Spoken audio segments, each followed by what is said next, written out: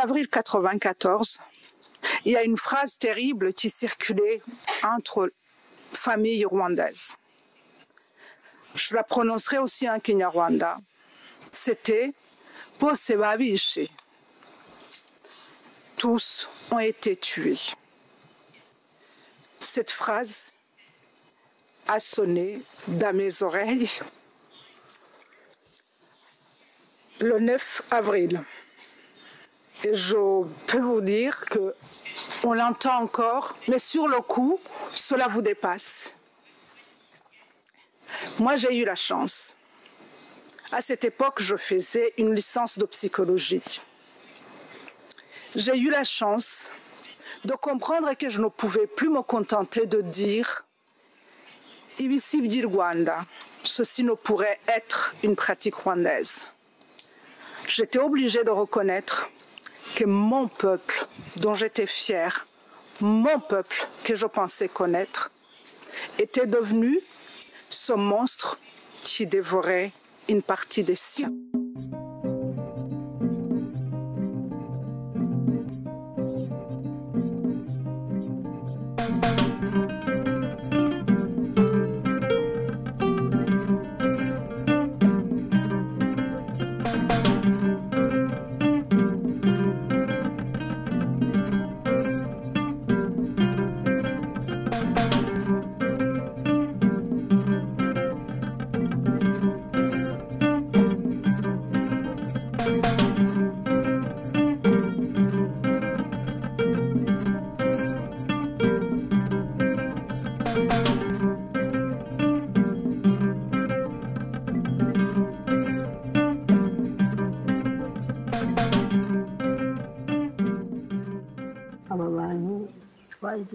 Nous étions les voisins de ces gens.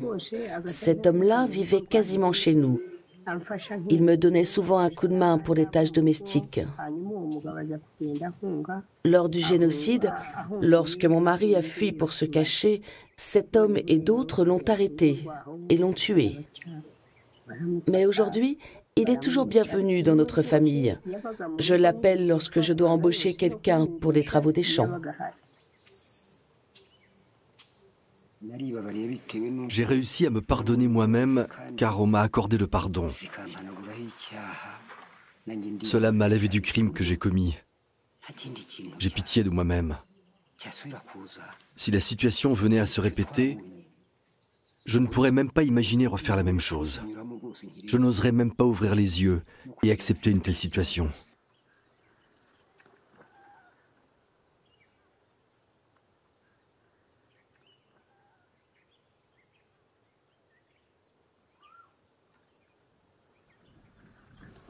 J'achète les choses dont j'ai besoin, je les achète aux autres. Combien coûte un tapis en moyenne? Combien? Oui. J'accepte n'importe quel prix, même 800 francs, car je suis une vieille femme.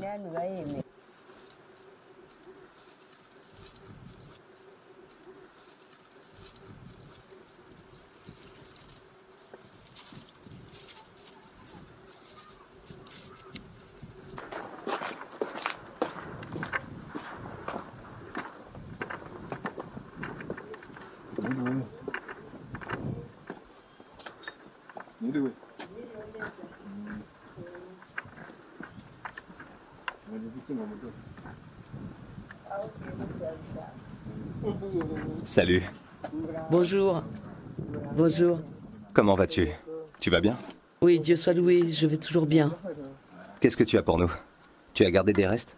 Des restes? On est resté le ventre vide juste pour que tu aies à manger.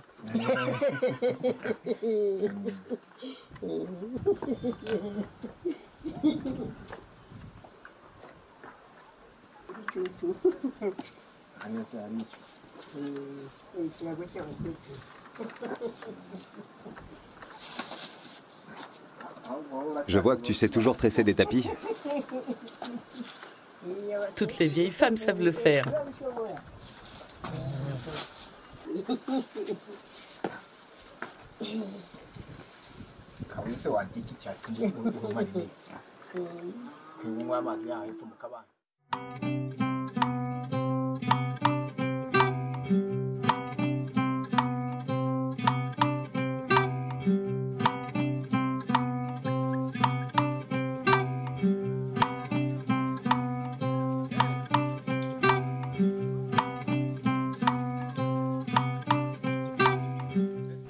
Pardonner m'a beaucoup aidé car maintenant je peux croiser des gens. Par exemple, quand un animal se libère de sa corde et s'enfuit, je ne peux pas m'en occuper seul.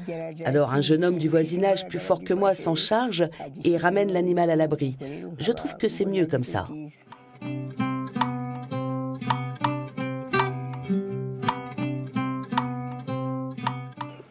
Avant, quand je n'avais pas encore imploré pardon à ceux à qui j'avais fait du mal, je la regardais de loin et j'essayais de l'éviter.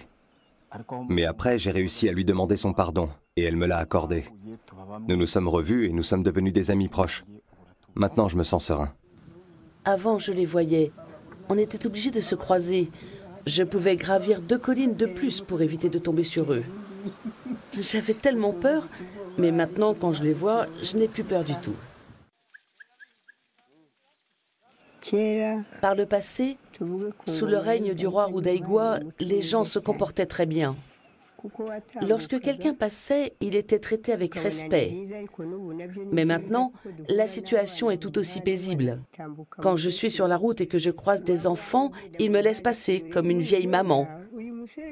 Quand je suis sur la grande route, ils me montrent même le chemin à suivre pour arriver à Gikongoro. Ils me disent comment éviter les pièges du trajet.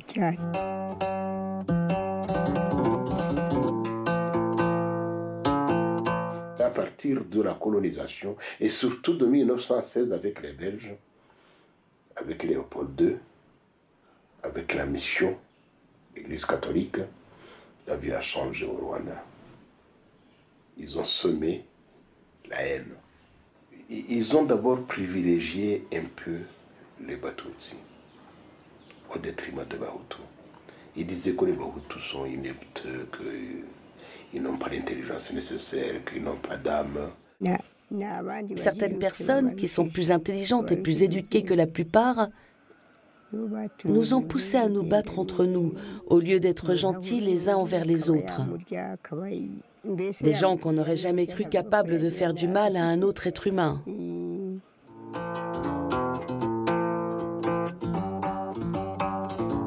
Les Batutsi ont réclamé l'indépendance du pays Rwanda. Et lorsque les Belges ont vu que les Batutsi, qu'ils avaient soi-disant privilégiés, réclamaient l'indépendance, ils ont changé de cap. Ils ont commencé à dire que les démocrates vrais sont des Bahutus. Et ils ont créé des partis à consonance Hutu, parmi Hutu, Aprosoma et machin. Et la tension s'est installée. Avant, nous vivions en bons voisins. Si je devais partir pour un long trajet et que j'avais des choses à porter, je lui demandais de les porter pour moi sur sa tête et de marcher derrière moi. Ils ont créé l'ethnie et ils ont fait la tension. Et ils ont dit, le pays vous appartient, vous avez le droit de tuer, de piller, de voler et même de violer. Ce qui est une chose étrange pour un peuple du Rwanda. Prendre les vaches d'autrui, prendre les champs d'autrui, prendre la maison d'autrui, violer la femme d'autrui, impunément. C'est chose grave.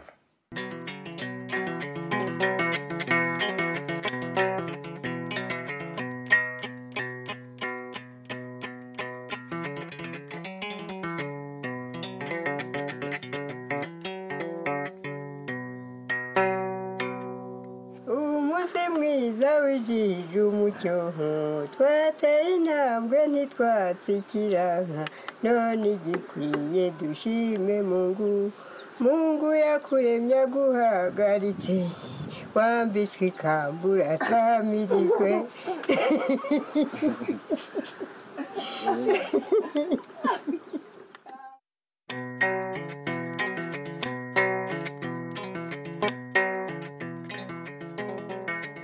C'est quoi ce processus qui fait qu'un jour, il se divise,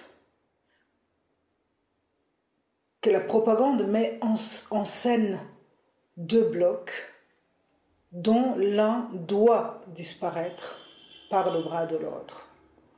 C'est difficile. La haine ethnique qui est facile et qui est souvent évoquée ne suffit pas et ne saura jamais suffire. puisqu'on sait que les ethnies, c'était une création, surtout idéologique.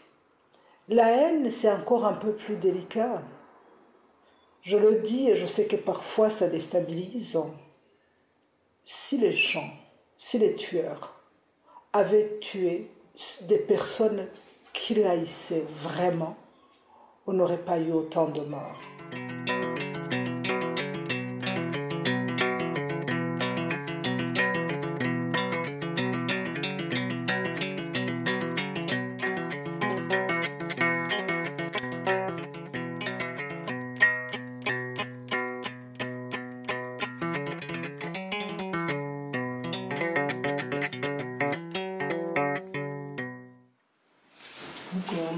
Pendant la période du génocide, il était à peu près 14 heures.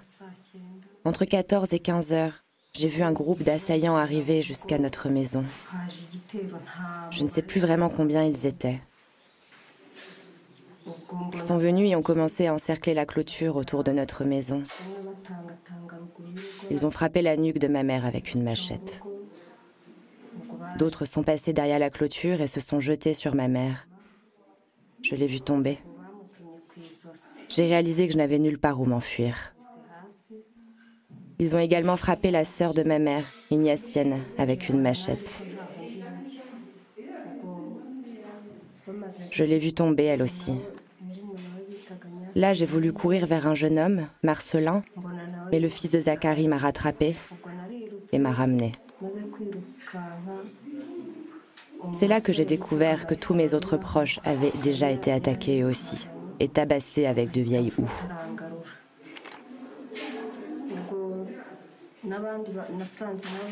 Ils les ont traînés jusqu'à la fosse septique, l'ont ouverte et les ont jetés dedans.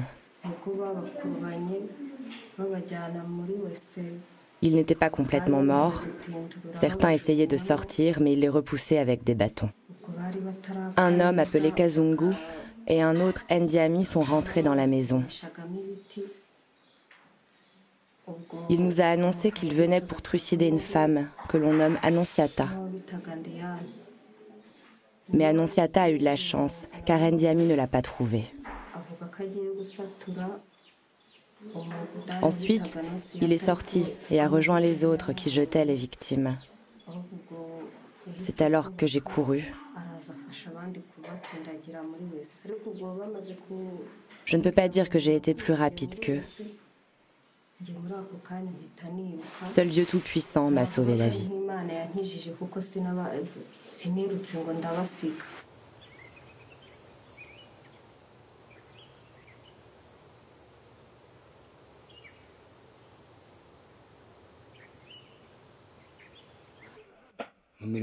Nous faisons plusieurs activités ensemble. Par exemple, on se rend souvent visite chez l'un, chez l'autre.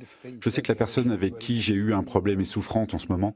Elle ne peut même pas sortir de son lit. Et je suis allé la voir hier soir. Plus je vais la voir, plus je suis au courant de son état. Grâce à ces visites, le pardon prend de plus en plus de sens. Cette personne me l'accorde sans réserve.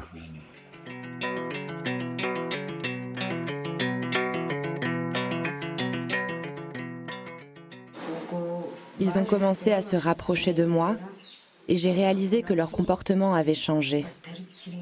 Parfois, je croisais cet homme. Et si par exemple il avait 200 francs sur lui, il me les donnait et me disait « Va acheter une banane ». Pourtant, c'était à la période où il ne m'avait pas encore demandé pardon. Plusieurs personnes sont venues me demander pardon. Et là, je me suis dit que, puisqu'ils avaient osé m'approcher, je ne me sentais plus seule. J'ai décidé de ne pas m'obstiner. Je ne pouvais pas rester bloquée sur les morts, alors que mes yeux ne voyaient que les vivants. J'ai décidé de demander pardon parce que j'étais affligé par le crime que j'avais commis. J'en avais besoin pour purifier mon cœur et retrouver mon âme humaine, redevenir comme avant. Et c'est ce pardon qui m'a permis de participer à la reconstruction de la société rwandaise sans avoir aucun problème avec personne. Il a fallu casser l'idée d'être Abanyarwanda et constituer ces blocs ridicule, hutupawa et inyenzi. Ce n'est pas un processus facile d'accepter de voir quelqu'un qu'on connaît comme voisin, comme enseignant, comme mère, d'en arriver à le voir comme inyenzi, le cafard.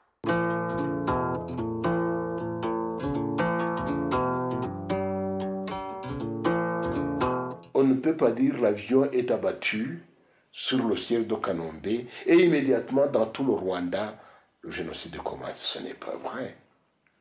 Soyons logiques. C'est-à-dire qu'il y a des gens qui attendaient avec des machettes, avec des fusils, avec tout quoi, pour déclencher le génocide dès que le signe sera donné.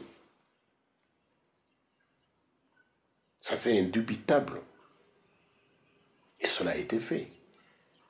On savait bien que ce n'est pas l'assassinat de Habyarimana qui a déclenché le génocide, mais que Habyarimana a été assassiné peut-être parce qu'il voulait une sorte de conciliation avec les Imotani. Il n'était plus aussi extrémiste que les autres. Il voulait que le pouvoir soit partagé. Il était contraint que le pouvoir soit partagé, que les gens vivent ensemble.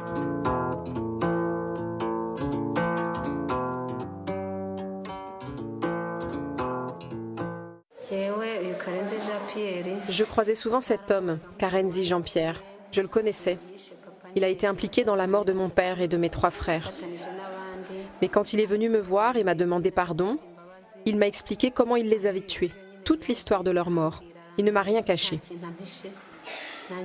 J'ai décidé de lui pardonner car il me l'a demandé. Maintenant, nous nous rendons visite. Il n'y a plus aucun problème entre nous. Il fait partie des gens qui m'ont aidé. J'avais demandé de l'aide à un groupe d'anciens prisonniers. Ils sont venus et ils ont construit une maison pour moi.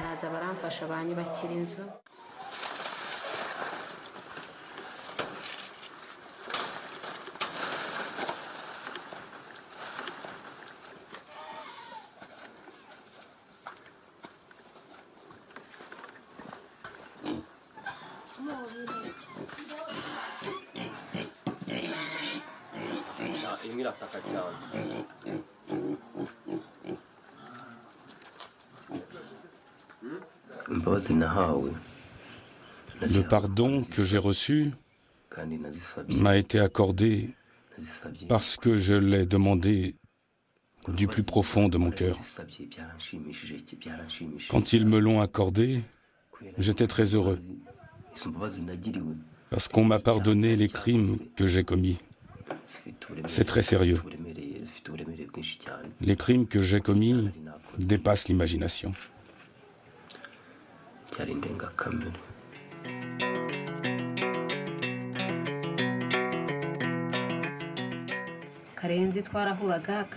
Karenzi avait peur de moi et moi j'avais peur de lui.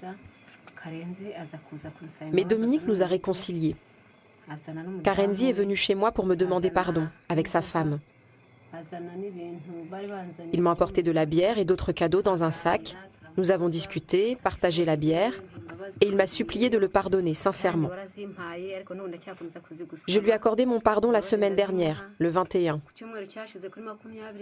Je suis allée chez lui pour montrer à tout le monde que je lui avais vraiment pardonné. J'ai préparé de la bière de sorgho, du vin de banane et un panier rempli de présents. Il a appelé ses voisins, nous nous sommes assis, nous avons discuté et j'ai pardonné Karenzi.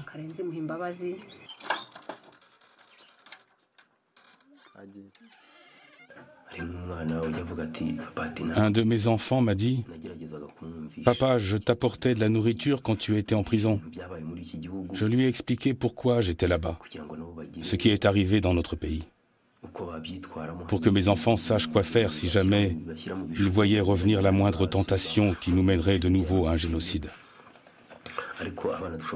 Bien sûr que nous devons expliquer à nos enfants pourquoi nous étions en prison. Ils doivent comprendre les raisons de tout ça.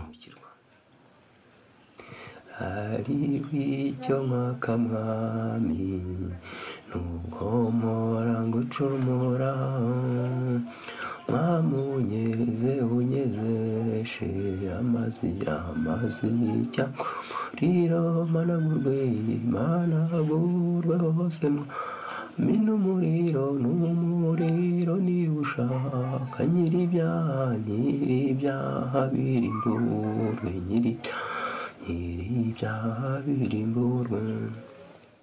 y a une dynamique sûrement, une dynamique de génocide et une dynamique de pogrom qui se marie et qui finit par embarquer même les tueurs. Je crois que cette dynamique se combine et ça devient un tourbillon que même les génocidaires ne pouvaient prévoir. Et oui, ça avait été possible à Auschwitz, ça avait été possible au Cambodge, ce fut possible au Rwanda.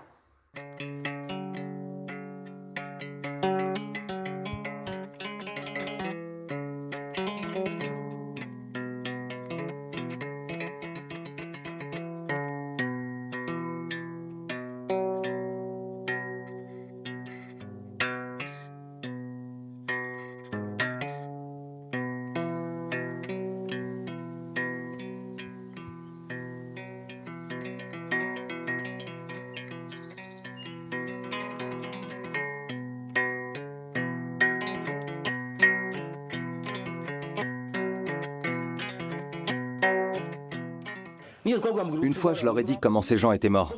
Ils avaient les mains liées dans le dos. Imagine la situation. 28 personnes ont été tuées en même temps. Oui, en une seule minute. Car ils ont tous été tués immédiatement. Les cultures de sorgho dans leurs fermes ont été ramassées par des pilleurs. Même les cultures qu'ils avaient stockées ont été pillées. Les victimes étaient des gens fortunés, tout le monde le voyait. Ils n'étaient pas ouvriers, ils n'étaient pas mendiants. Ils avaient des propriétés. Mais nous avons pillé tous les biens qu'ils avaient. Nous avons vidé leurs maisons. Ils élevaient beaucoup de vaches. Celui qui en avait le moins en possédait 5.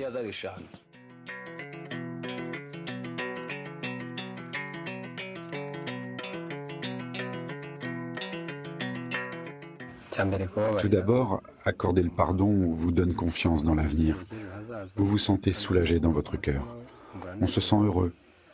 Dans le quotidien, on peut mener nos activités normales, sans aucun problème, sans penser qu'on n'a pas d'avenir. Par exemple, le soir, je me disais que je ne pouvais pas passer par telle route par peur de croiser quelqu'un avec qui j'avais eu un problème, quelqu'un qui pourrait m'attendre en embuscade. Aujourd'hui, au contraire, nous sommes capables de nous parler sans ressentir aucune peur au fond de notre cœur. Maintenant, nous nous sentons libres. Il peut même me demander d'aller chercher quelque chose pour lui quelque part et vice-versa. On est comme des frères et des sœurs.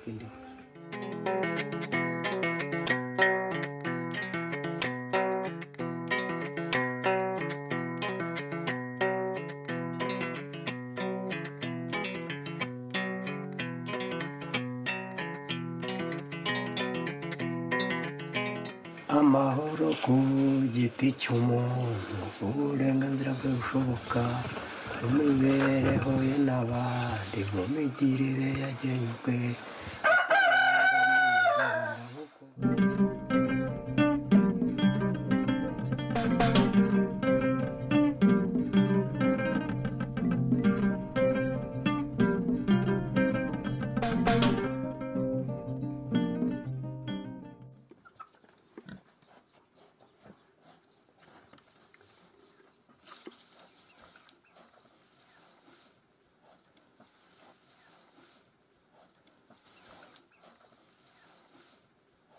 Le pardon que j'ai reçu m'a fait beaucoup de bien. Avant, j'étais incapable de me rapprocher des gens envers qui j'avais commis le crime de génocide. Je la voyais et je sentais des remords dans mon cœur, même si j'avais plaidé coupable. Mais un jour, je suis allé la voir. Elle était avec d'autres personnes qui avaient cherché refuge à Simbi, l'endroit que mon groupe et moi avions attaqué. Donc, je me suis rapproché de tout le monde et j'ai demandé pardon. Maintenant, je vis avec le cœur léger, surtout à propos de la compensation des biens que nous avons détruits pendant le génocide. Je suis parmi ceux qui ont fait de leur mieux pour compenser ces pertes. J'ai contribué à mettre en place des groupes d'anciens prisonniers condamnés pour avoir abîmé des biens. Donc en fait aujourd'hui, je sens le pardon au fond de mon cœur. Mon cœur est lavé. Maintenant, quand je vois des gens que j'ai fait souffrir pendant le génocide, on se salue sans aucune méfiance.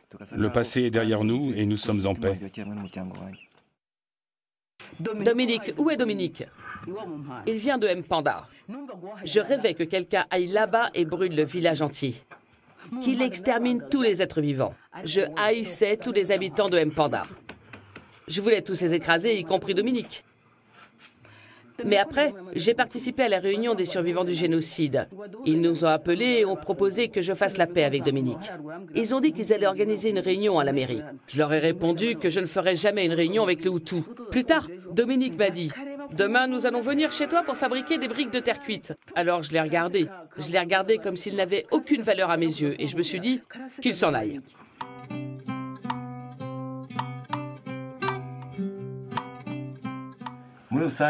Laissez-moi chanter cette chanson. Je me souviens d'un passage. Et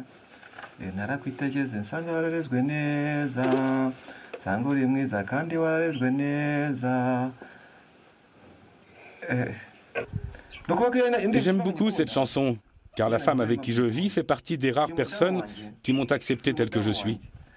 Quand je suis sorti de prison, j'ai découvert que mon ancienne femme était partie. Mais grâce au processus d'unité et de réconciliation, je ne suis pas fâché contre elle. J'ai tout ce qu'il me faut. Quand j'ai besoin de gagner de l'argent, je travaille dans les champs et je chante cette chanson sans m'arrêter. Et si je me concentre bien, je peux la chanter en entier.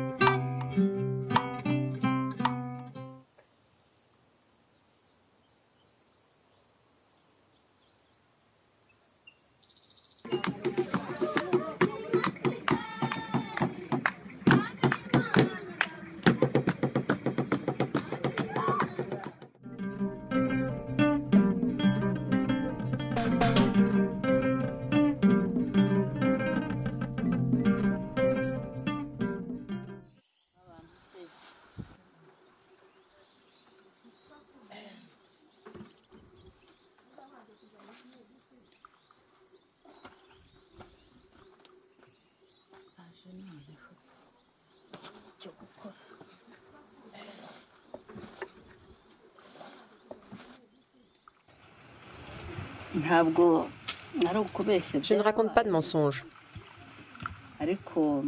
Ces choses sont vraiment arrivées. Je vous les raconte parce que quelqu'un m'a demandé pardon.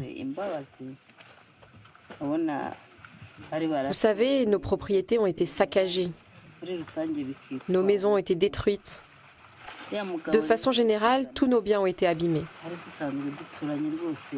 Cet homme, qui s'appelle Rugimbana, était mon voisin proche. En fait, il était pauvre. Un jour, j'ai réalisé qu'il ne pourrait jamais payer la compensation pour tout ce que j'avais perdu. Mais le fait qu'il se présente à moi, qu'il ose me parler, qu'il me donne des informations, vraiment, ça m'a poussé à lui pardonner presque à 100%. Il ne m'a jamais donné de compensation.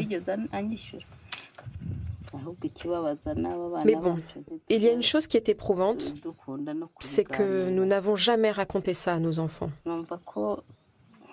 Il le faut. Nous devons leur dire les horreurs qui ont eu lieu dans le passé, pour que ça n'arrive plus jamais. Je vous dis ça, mais je n'aime pas l'idée d'en parler aux enfants. Néanmoins, c'est prévu. Un jour, je le ferai. Bonjour, Rugimbana. Que Jésus soit loué sans cesse. Je dois à cette personne 150 000 francs pour sa propriété que nous avons ravagée pendant le génocide. Non, en réalité, c'est 160 000. Et elle a vraiment renoncé à tout cet argent. Elle m'a pardonné, elle a dit aux autres, nous vivions ensemble, il a plaidé coupable, il me demande pardon, donc je renonce à la compensation que je lui réclamais. Je le jure devant Dieu, elle ne m'a jamais embêté avec ça. Jamais elle n'a manqué de me proposer de la bière quand elle en avait chez elle. Jamais quand je lui ai demandé de la nourriture, elle ne m'a laissé passer la nuit le ventre vide. Quand je vais chez elle, elle est contente, elle me soutient. Nous vivons ensemble et nous nous entraidons. Le pardon est une chose importante dans notre pays. Si je suis assis ici, c'est parce que j'ai été pardonné.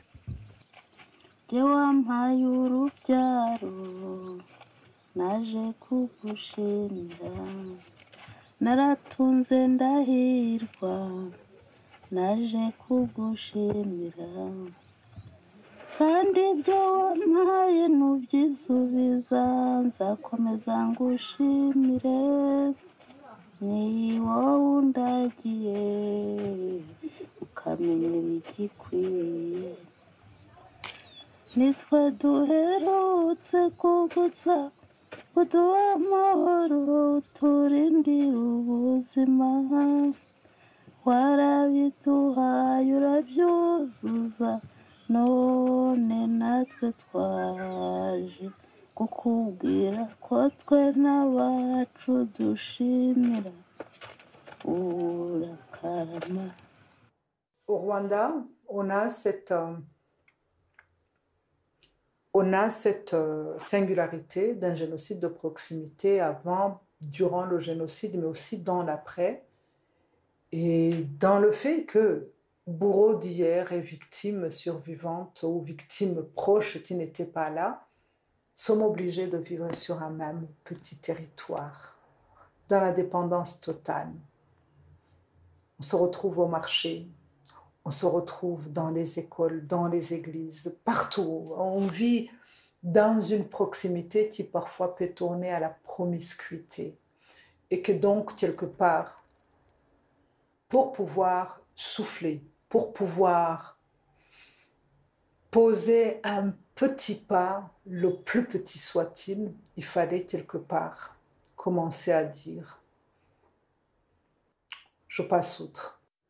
Souvent, on résume par le pardon les tentatives de relever la tête pour dire oh,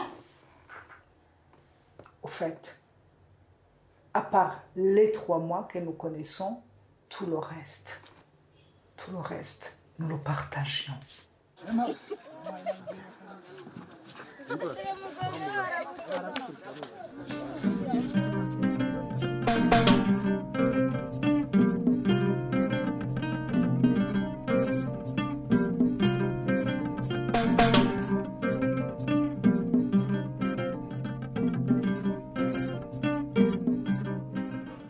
Il était préoccupé par les crimes qu'il avait commis.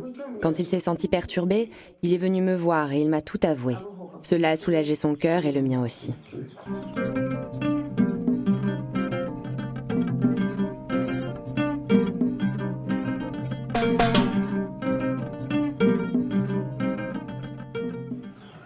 Hier, en 1994, quand le génocide a eu lieu, les gens ont reçu l'ordre de persécuter les Tutsis et de les exterminer. C'est là que mon oncle a été tué. Mon petit frère a été tué. Mes propres enfants ont été tués aussi. Et je suis restée seule. Voyez comme mon histoire est tragique. Comment imaginez-vous ma vie quand je serai vieille, sans enfants?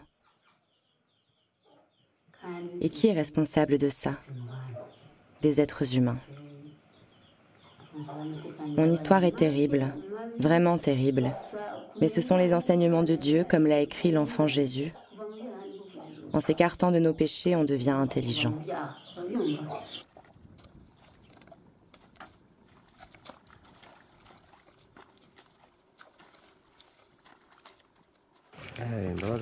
Grâce au pardon, beaucoup de choses sont devenues possibles pour moi.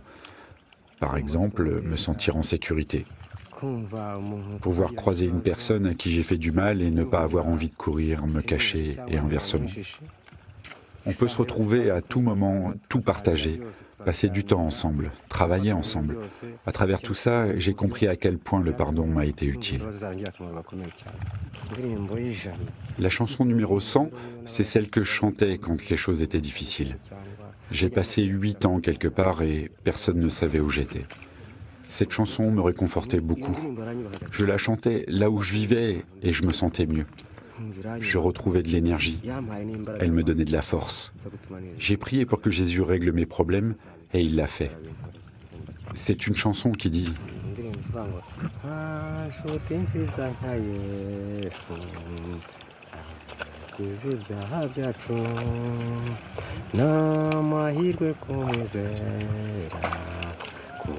twatwuzuzana se iyo tubabaye cyane dufite ishavu ryinshi adusohoza ku mana duhora umwinjira.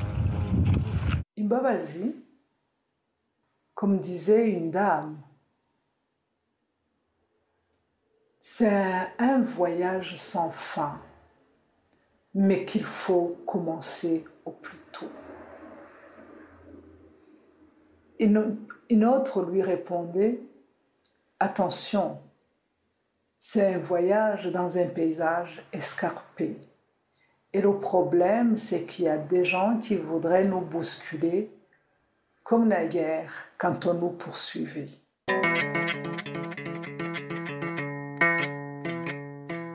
Ce n'est jamais fini.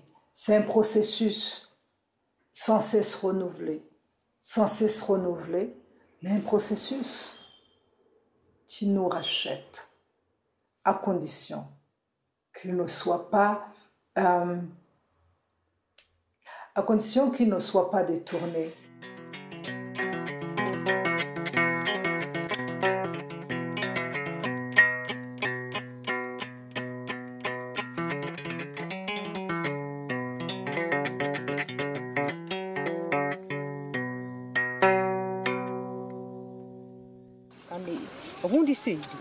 Laisse-moi te dire quelque chose. Si tu gardes le cœur fermé, tu peux quand même mourir à tout instant. Mais tu peux aussi prier et présenter la situation à Dieu pour qu'il t'aide. Quand tu pries aussi, ça aide. Je les invite à arrêter de durcir leur cœur, car ils n'ont pas le choix. Si tu perds des êtres chers, tu ne peux pas les faire revenir à la vie. Quand quelqu'un est en deuil, on vient le réconforter. Ces gens doivent te réconforter. Ils n'ont pas le choix. Peut-on refuser d'accorder le pardon? Sauf si on prévoit de commettre le même crime à l'avenir. Ce que je peux dire, c'est que quand tu abordes la personne à qui tu as fait du mal et que tu lui demandes pardon de ton plein gré, elle te l'accorde. Aujourd'hui, il n'y a plus de problème entre nous. On se rend visite. Je vais chez eux, ils viennent chez moi. Nous étions voisins. Elle habitait près d'ici, mais maintenant elle a déménagé à Simbi. Il n'y a aucun souci entre nous. Elle vient travailler dans son champ près d'ici. Même aujourd'hui, elle est dans le coin. Avant le génocide, nous avions de mauvais dirigeants. Ils ont trompé la population. Ils ont poussé les gens à faire des choses criminelles. Mais les autorités d'aujourd'hui réconcilient la population.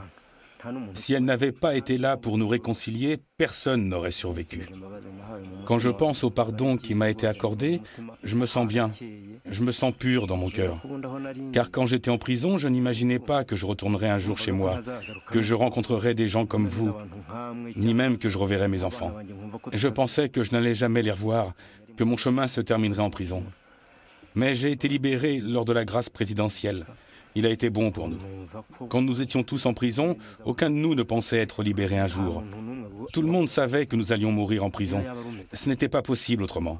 Quand on a reçu la grâce présidentielle, on s'est dit que lui, le père de la nation, méritait vraiment de gouverner ce pays. Mon père a passé beaucoup de temps en prison. Mais quand est venu le temps du pardon, il a été gracié. Il est de retour chez nous maintenant. Il prend soin de nous avec ma mère. Il a même de bonnes relations avec les gens qu'il a fait souffrir. Il n'y a plus aucun problème entre eux. Nous avons la conviction maintenant qu'il n'y a plus de discrimination. Avant, les gens restaient séparés les uns des autres. On m'a dit qu'à l'école, il y avait des bancs pour chaque groupe ethnique. Les Hutus étaient assis de leur côté, les Tutsis de leur côté, et les Twa d'un autre côté encore. Mais aujourd'hui, ils partagent les mêmes cours. Ils sont assis dans la même classe, côte à côte sur les mêmes bancs. Ça redonne de l'espoir pour l'avenir. Les conseils que je donne à mon fils, je lui dis d'éviter de faire des discriminations à cause de tout ce que nous avons traversé. Je lui dis de vivre avec les gens sans faire aucune différence, de rester unis avec les gens, avec les enfants qu'il retrouve pour jouer. Je lui dis qu'il n'y a pas de groupe ethnique parmi les Rwandais. Nous sommes tous pareils, tous Rwandais. Ne dis jamais qu'un tel appartient à tel groupe ethnique. Au contraire, marche à côté de lui, discute avec lui. Ne laissez pas les événements de 1994 se reproduire. Évitez ça à tout prix. Maintenant, on a tous la même carte d'identité. Nous sommes tous Rwandais.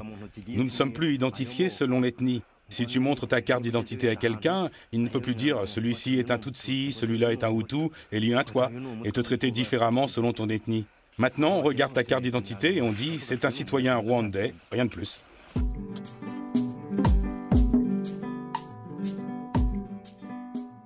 Si tous les Rwandais avaient décrété que c'était fini, on n'allait plus vivre en tant que Rwandais et qu'on ne fasse pas d'enfants, on aurait pu chacun rester dans son coin.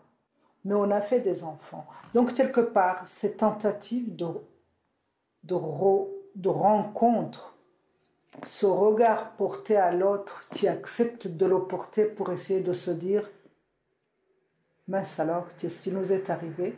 Je crois que nous y sommes condamnés. Nous n'avons pas le choix.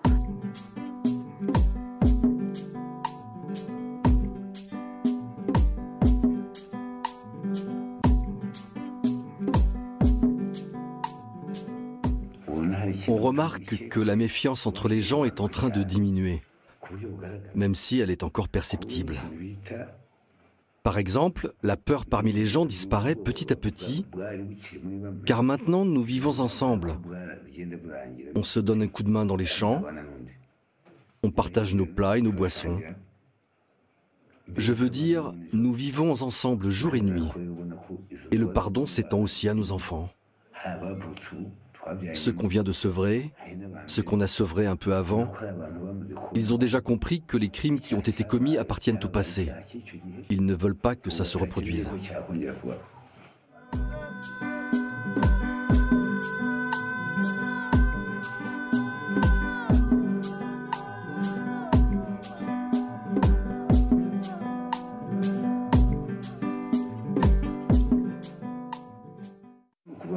En tant qu'être humain, garde à l'esprit que tu dois laisser une bonne image de toi, à tes êtres chers et dans tous les endroits où tu as vécu avant de mourir.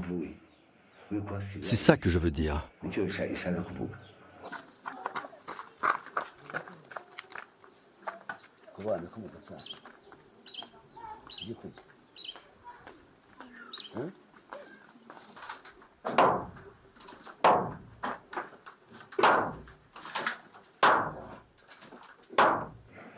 C'est comme si la discrimination n'existait plus.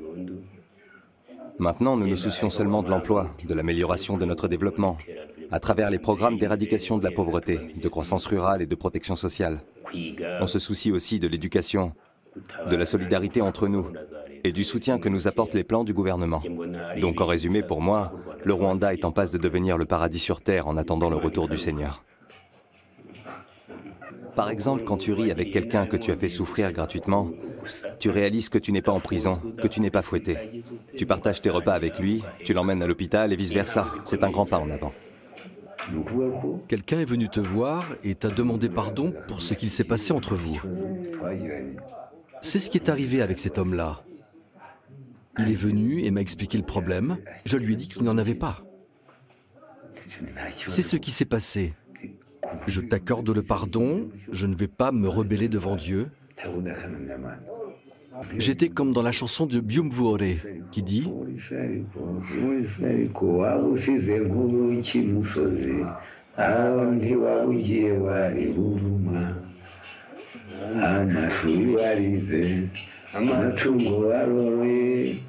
washatse amafaranga none byose urabisize ngaho igendere.